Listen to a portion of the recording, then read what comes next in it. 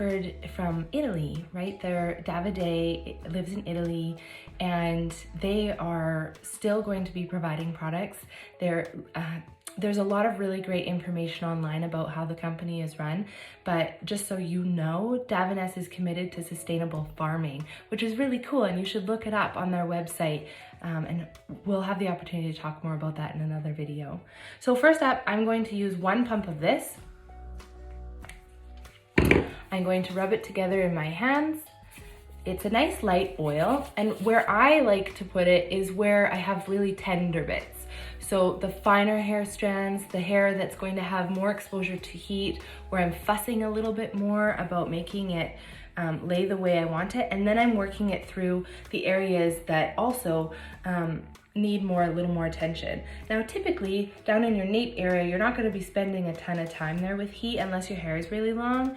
So in that case, you might need 2 pumps, and you're going to definitely want to apply more all over if you're going to be spending a lot of energy on heat.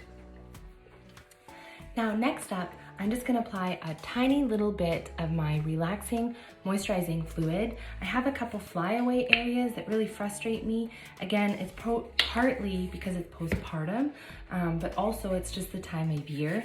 My hair likes to have big changes a couple times a year. So up here where I have these frizzy bits, I'm just going to put a little bit of that there, and I'm going to put it here for a little extra protection. This is a really nice cream fluid, and although it's advertised as a product that's for extremely straight, smooth styles, you can use it where you need it. It's great for curly hair, for really frizzy bits, and I'll just show you again.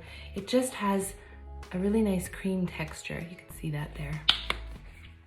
All right, next up is my favorite product. We've got sea salt spray.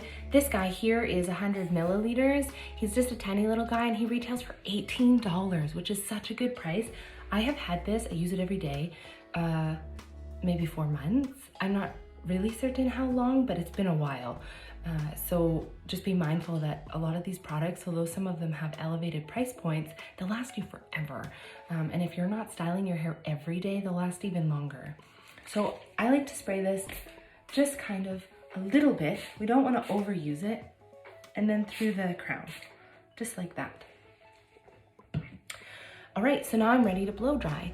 So I like to use butterfly clips. I'm gonna divide my hair in half. I kind of like to look at my temple or recession area and go around the back like that. And I'm just gonna clip that up top, just like that. I'm gonna use my blow dryer. This is my at-home blow dryer that I like to use for myself. I like it because we've got different temperature settings and different airflow settings, which is really handy because there's going to be different times when you want different settings. And then I have a cool shot button, which I also really appreciate because when I'm trying to create volume, the cool shot button is going to help reinforce the memory in the hair. The other thing about the cool shot button is when you're looking at making sure there's no humidity left in your hair, you want to ensure that you put the cool through your hair, cold air, so that if it feels damp, you know it's still a little bit wet, and you can feel that much better when your hair's cold than when your hair's hot. And if it's still wet, we want to make sure we blow dry it until it's completely dried, otherwise frizz is going to appear. Here, what this looks like, we're going to take our brush. I like a round brush. You can use a flat brush too. I like the round brush because it just makes the airflow really good. It's vented, which makes the heat really conduct well through the brush into the hair. So I'm gonna blow dry it like this, and I'm just gonna pull it straight, right? So this is why you can use a flat brush or a vented brush of any kind. I like this one, it's what I'm used to.